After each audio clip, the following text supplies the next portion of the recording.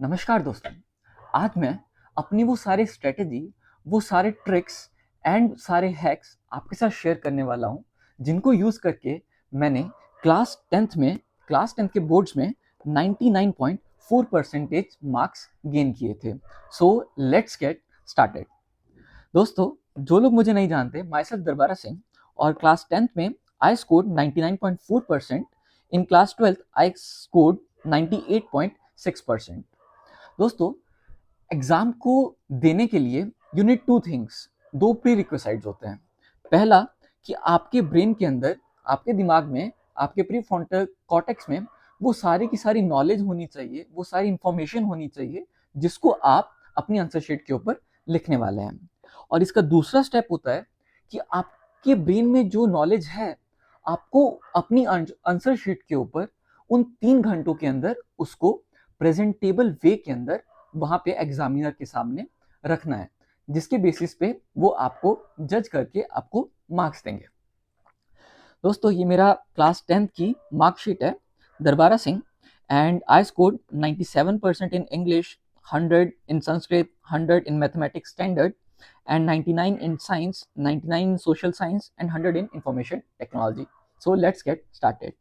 दोस्तों, ये ब्रिज आप सामने देख पा रहे हैं, ये ब्रिज कोई साधारण ब्रिज नहीं है, ये आपके फ्यूचर का ब्रिज है। कैसे? आप इस ब्रिज की एक साइड खड़े हैं, दूसरे साइड खड़ी हैं आपकी सारी की सारी ड्रीम्स। आपको डॉक्टर बनना है, पीसीबी लेंगे आप। आपको कोई इंजीनियरिंग ब्रांच लेनी है, आप पीसीएम उठाएंगे। आपको सीए बनना है, आप कॉमर्स लेंगे। आपको एडमिनिस्ट्रेटिव सर्विसेज में जाना है, आप ह्यूमैनिटीज लेंगे। और इन सब का जो ब्रिज है जोड़ने वाला, वो है क्लास 10th का बोर्ड्स, क्योंकि इसके मार्क्स के बेसिस पे ही आप फ्यूचर में कौन सी ब्रांच लेंगे ये डिसाइड होगा। तो दोस्तों, सबसे पहला है PYQs, यानी कि प्रीवियस ईयर क्वेश्चंस। दोस्तों, बोर्ड का एक ट्रेंड है कि जो क्वेश्चन 2 साल पहले आए हैं, वो इस साल उनकी रिपीट होने की संभावना बहुत ज्यादा है। इनफैक्ट बहुत सारे क्वेश्चंस रिपीट होते हैं। तो आपको उन क्वेश्चंस की प्रैक्टिस करने के लिए आपको वो प्रीवियस ईयर क्वेश्चंस और सैंपल पेपर्स लगाने हैं। उसके लिए मार्केट में अलग अलग क्वेश्चन बुकलेट्स अवेलेबल हैं। आप चाहें तो अरिहान पब्लिकेशन की यूज कर सकते हैं। आप चाहें तो ओसवाल की कर सकते हैं, जो कि मैंने भी की थी, इसीलिए मैं इसको प्रेफर करता हूँ। आप चाहें तो एडुकार्ट की कर सकते हैं। अलग अलग पब्लिकेशंस हैं, लेकिन अंदर जो है मोर और लेस सेम ही कंटेंट होता है। और नेक्स्ट है ये दोस्तों, ये टुगेदर विद की जस्ट 1 महीने पहले ये 3 क्वेश्चन पेपर की एक बुकलेट होती है। और माना जाता है कि इन 3 क्वेश्चन बुकलेट्स के जो क्वेश्चन बनाने वाले होते हैं, they are very experienced person, जो कि सीबीएसई के क्वेश्चंस भी बनाते हैं। तो अगर आप इन 3 क्वेश्चंस को अच्छे से सॉल्व करेंगे, यानी कि उनके क्वेश्चंस को अच्छे से सॉल्व किया, उनके आंसर्स को एनालाइज किया, जो क्वेश्चन आपको नहीं आता था आपने उसको कहीं जो रेफरेंस है वहां से देख के अच्छे से तैयार कर लिया। So now you are ready to appear in exam. मैंने इसको स्पेशली सोशल साइंस के लिए यूज किया था, और मैं आपको बताता हूँ around 70 to 80% question in booklets के जो 3 क्वेश्चन पेपर होते हैं उसमें से थे। And I am not kidding, I am telling the truth. दोस्तों, सेकंड है टॉपर की शीट। दोस्तों, एक पहाड़ के ऊपर चढ़ने के लिए अलग अलग रास्ते हो सकते हैं, लेकिन उस पहाड़ के ऊपर चढ़ने के बाद जो नजारा है वो सेम होता है। तो वैसे ही उस चोटी तक चढ़ने के लिए अलग अलग रास्ते हो सकते हैं, और जितने भी टॉपर्स होते हैं वो सब अलग अलग रास्तों से वहां पे पहुंचते हैं। तो आप जितने ज्यादा टॉपर्स की शीट्स एनालाइज करेंगे, आपका ब्रेन उतना ही ज्यादा खुलेगा। आपको पता चलेगा कि आप आंसर शीट में ये भी कर सकते हैं। जैसे कि हम यहाँ पे देखें, इन्होंने कितना अच्छी राइटिंग में उसको प्रेजेंट किया है। हर एक के बाद एक लाइन का गैप दिया है। इधर देखें तो इन्होंने कुछ आंसर्स को, जो कीवर्ड्स हैं, उनको अंडरलाइन किया है, आप यहाँ पे देख सकते हैं। नेक्स्ट बात करते हैं हम कीवर्ड्स की। दोस्तों, ये कीवर्ड्स वो शब्द होते हैं जो अगर आपके जितना मर्जी बड़ा आपने आंसर लिखा हो, अगर उसके अंदर ये कीवर्ड्स दिख गए एग्जामिनर को, तो आपको पूरे मार्क्स मिलेंगे। और अगर इतने बड़े आंसर में उनको ये कीवर्ड्स ही नहीं मिले, तो आपको वो मार्क्स पूरे नहीं देने वाले एटलीस्ट। आप अब इसकी एक सिंपल सी स्ट्रेटेजी ये है कि आप आंसर को लिखें जो आपको लगे कीवर्ड है, जो इंपॉर्टेंट है, जिसकी नजर, जो जिस शब्द के ऊपर आप एग्जामिनर की नजर डलवाना चाहते हैं, उसको आप अंडरलाइन कर दें, ताकि एग्जामिनर समझ पाए कि यस यू नो। आगे चलते हैं। Things to keep in mind. सबसे पहला, अटेम्प्ट ऑल द क्वेश्चंस। दोस्तों, एक खाली पेपर के ऊपर आधा मार्क्स भी नहीं दिया जा सकता, जबकि अगर आपने पूरी एक शीट भर दी पैराग्राफ की फॉर्म में, पॉइंट्स की फॉर्म में नहीं, आपको वो क्वेश्चन नहीं आता था, आपने उसके अगल बगल का जो थोड़ा सा सेंस बना रहा था, अगर एग्जैक्ट आंसर नहीं पता था, थोड़ा उसके आसपास का, वो आपने शीट पे लिख दिया पैराग्राफ की फॉर्म में, तो एटलीस्ट एग्जामिनर अब कुछ मार्क्स दे सकता है। पूरे नहीं मिलेंगे because you haven't jotted down the keywords, पर आपको थोड़े बहुत मार्क्स फिर भी मिल सकते हैं। अगर आपने कुछ लिखा ही नहीं होगा तो आपको कुछ भी नहीं मिल पाएगा। सेकंड है नीट एंड क्लीन राइटिंग। दोस्तों, चाहे हम कहते रहें कि राइटिंग डजंट मैटर्स, आपकी नॉलेज जितनी होनी चाहिए आपको टीचर उस हिसाब से जज करता है, बट नहीं, मैं I am telling the truth कि राइटिंग मैटर करती है। और जितनी अच्छी राइटिंग में, जितने अच्छे हैंड राइटिंग में आप लिखेंगे, उतने ही ज़्यादा मार्क्स आपको मिलेंगे। It's directly proportional. Next, proper sequence. दोस्तों, आपने ऐसा किया कि एक क्वेश्चन आपको नहीं आता था, आपने उसको सबसे लास्ट में लिख दिया। टीचर खोज रहा है कि हाँ कहाँ है ये क्वेश्चन, बच्चे ने कहीं छोड़ तो नहीं दिया। और वो इतना परेशान हो गया, वो इतना इरिटेट हो गया कि जब वो रियल आंसर पे पहुंचा तो उसने पहले से डिसाइड कर लिया, भाई तुमने मुझे बहुत परेशान किया है, अब मैं भी तुम्हें परेशान करूंगा। तो जिस सीक्वेंस में है, आप प्रॉपर सीक्वेंस में उसको अटेम्प्ट करें।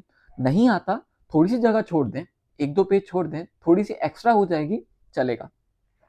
Next, proper spacing. दोस्तों, इस चीज के ऊपर हम बिल्कुल ध्यान नहीं देते। अगर हम मोटा मोटा देखें तो हमारी आंसर शीट ऐसी दिखती है, जिसके लेफ्ट मार्जिन के ऊपर जितनी भी स्पेस है, आप उसके अंदर कुछ नहीं लिखेंगे सिवाय ये लिखने के कि ये कौन सा आंसर है, और उसका सीक्वेंस लिखेंगे और आंसर पूरा लिखेंगे, ANS ऐसा नहीं लिखेंगे। और दूसरे साइड पे अगर आपकी आंसर शीट पे लाइन बनी हुई है, वेल एंड गुड। अगर नहीं बनी तो आप जैसी आंसर शीट आए, आप उसके ऊपर ये लाइन खींच लें, स्पेशली जब आप मैथ्स का पेपर देने जा रहे हैं, because you will be using this space as rough work space. आप यहाँ पे जितनी भी कैलकुलेशन होंगे यहाँ पे करेंगे, और जितना भी उसका रिजल्ट होगा वो इधर लिखेंगे। और यहाँ पर मैं आपको हैक बताने वाला हूँ। आप स्केल जरूर लेके जाइएगा, स्केल 30 सेंटीमीटर्स वाला, बड़े वाला। उससे जैसे ही आपका आंसर कंप्लीट हो जाए ना, आप ऐसे एक हॉरिजॉन्टल लाइन खींच दीजिएगा। एग्जामिनर समझ जाएगा यू आर वेल प्रिपेयर्ड, आपका आंसर यहाँ पे खत्म हो गया है, तो वो यहाँ पे आपको मार्क्स दे देगा।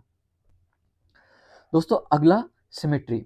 नेचर का सिद्धांत है कि ह्यूमन आईज को सिमेट्री बहुत पसंद है। आप यहाँ पे देखें तो ये बच्चा जो है, ये टॉपर की जो आंसर शीट मैंने ली है, ये यहाँ से भी स्टार्ट कर सकता था, दूसरा यहाँ पे लिख सकता था, यहाँ पे लिख सकता था, ऐसे।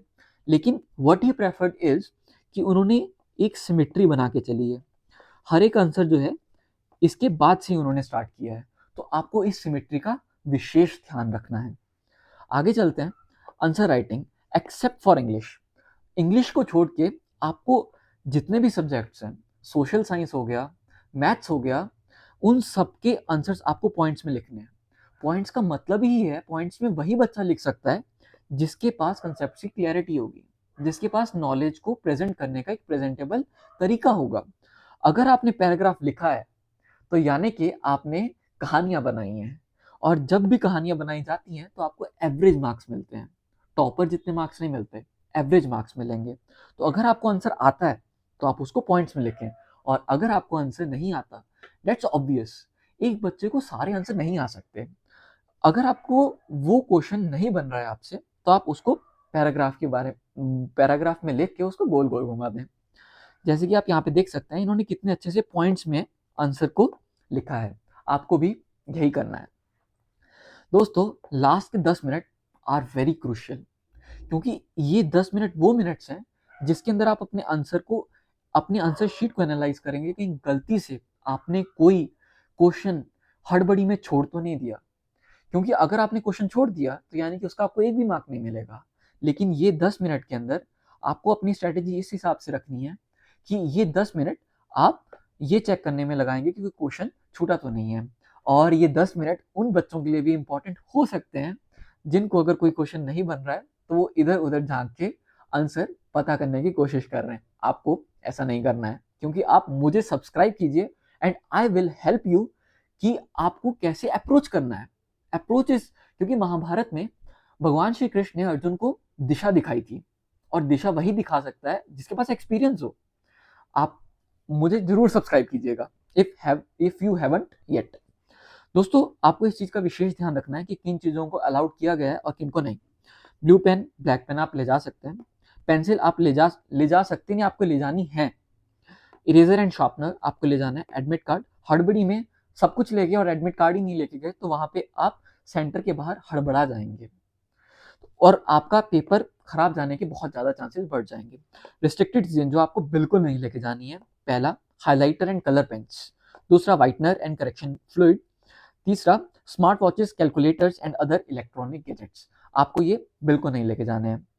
दोस्तों, अगर आपने सब्सक्राइब नहीं किया हुआ, आप सब्सक्राइब कर लें, बिकॉज यहाँ के आगे वाली जितनी जर्नी है, I will be with you people, और I will be sharing my own experiences and my friends experiences. मैं इस चैनल पे अपने दोस्तों को भी बुलाने वाला हूँ, और हम सब आपको आगे आप क्या कर सकते हैं और आपको कैसे करना है, आपकी जर्नी को आसान बनाने के लिए we all are going to work for you. तो आप इसको, जो आपका सबसे बढ़िया बेस्ट फ्रेंड है, उसको शेयर करें और उसको ये रियलाइज कराएं कि yes, you are my best friend. दोस्तों, ये छोटी छोटी चीजें हैं। एक बहुत प्यारी बुक है एटॉमिक हैबिट्स, जिसके अंदर ऑथर ने ये बताने की कोशिश की कि छोटी छोटी चीजें, इनफैक्ट हमारा जो रूम है जिसके अंदर हम स्टडी कर रहे हैं, उसका जो रूम का कलर है वो भी बहुत मैटर करता है कि आप वहां पे कितना देर पढ़ पाएंगे। वैसी छोटी छोटी चीजें। ब्रेकफास्ट, आपको लाइट ब्रेकफास्ट करना है, हैवी नहीं करना है।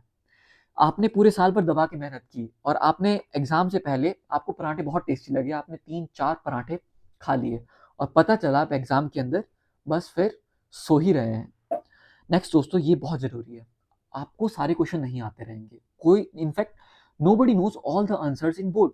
आपको कुछ आंसर खुद से बनाने पड़ेंगे, कुछ आपको, जब आप ये तभी पॉसिबल है जब आप रिलैक्स रहेंगे। योर काम mind is the ultimate weapon against your challenges, so relax. आपको एग्जाम में रिलैक्स रहना है, किसी प्रकार की टेंशन नहीं है। और दोस्तों, दिस इज द अल्टीमेट मंत्र फॉर सक्सेस, हार्ड वर्क। ये वो चीज है जो आपके हाथ में है। दोस्तों, प्रेयर हम परमात्मा से, खुदा से, वाहिगुरु जी से इसीलिए करते हैं क्योंकि हर एक चीज के अंदर कुछ percentage of getting success is your luck. आपका लक भी डिसाइड करता है। तो भगवान से आप प्रार्थना करते हैं कि भगवान, वो जो लक वाला फैक्टर है उसको आप संभाल लेना, और हार्ड वर्क वाला काम जो है वो मैं खुद कर लूंगा। और both of these things yield good and best results. दोस्तों, all the very best for your board exams. जाके फोड़ दो, और शेयर करना मत भूलना अपने बेस्ट फ्रेंड के साथ, and subscribe me for more.